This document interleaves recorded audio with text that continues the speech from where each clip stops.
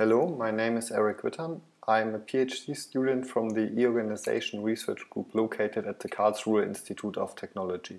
In this demo I will showcase the usage of the tool suite that we are developing in the COCKPIT EU project.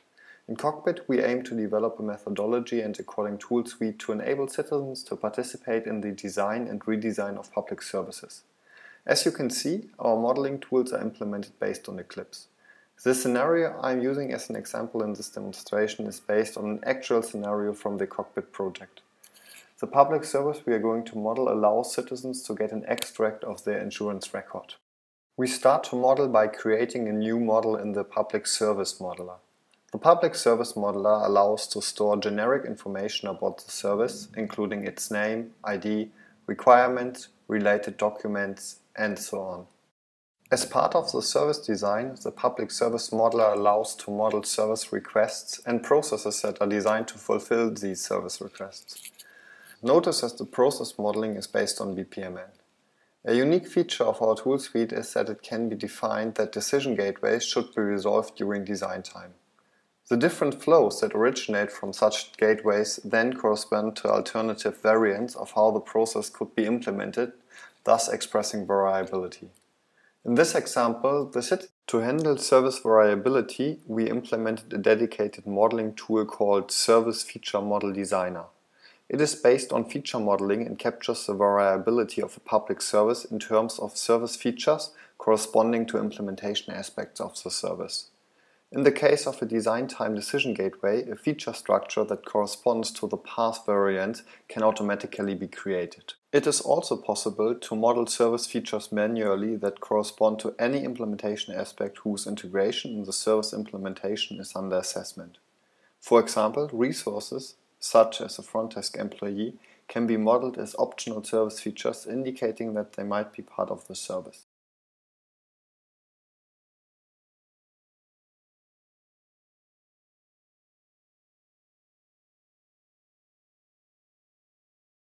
Additionally, requires or exclude dependencies between service features can be modeled to ensure the validity of the possible service configurations. In this case, calling the customer service center requires the front desk employee resource to be part of the service. To capture value-relevant aspects of the possible implementation variants, we utilize attribute types and attributes. An attribute type defines a class of attributes and captures properties that are valid for all its instances. For example, an attribute type low cost defines that the cost should be considered. Attributes are modeled directly under the service features that they describe. They relate to a priorly defined attribute type and have a unique instantiation value.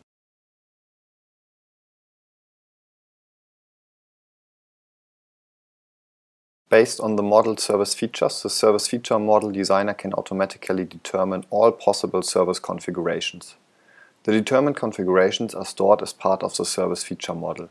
For each configuration, the Service Feature Model Designer also determines an overall value for each attribute type by aggregating all types attributes contained in the configuration.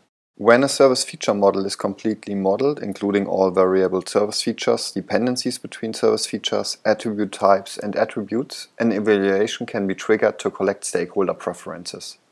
The Service Feature Model Designer provides Wizard to publish an evaluation. The wizard allows to provide metadata to control the evaluation. For example, the targeted stakeholder group, the time frame of the evaluation, or its current state can be set. When an evaluation is running, the defined stakeholder group can state their opinions about the service design in a vote on the web-based deliberation platform. A vote is based on pairwise comparisons among all attribute types that were defined in the service feature model. By stating the preference for an attribute type among all pairs of types, an overall preference order for all attribute types can be determined. At the end of an evaluation phase, the service engineer can retrieve the overall results. For this, all votes are aggregated to determine an overall preference vector for the attribute types.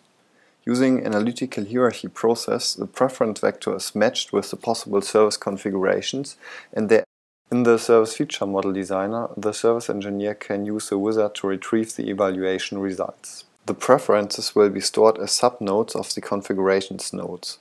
The preferences state the stakeholder group of the evaluation, the time and date they were calculated, and the preference value. The higher the preference value, the better does the according service configuration meet the stakeholder's preferences. In this example, the first configuration with low cost of 5, throughput of 30, and home access supported is rated the highest by the citizens. The service engineer is thus hinted to implement the first service configuration to best fulfill the citizens' needs.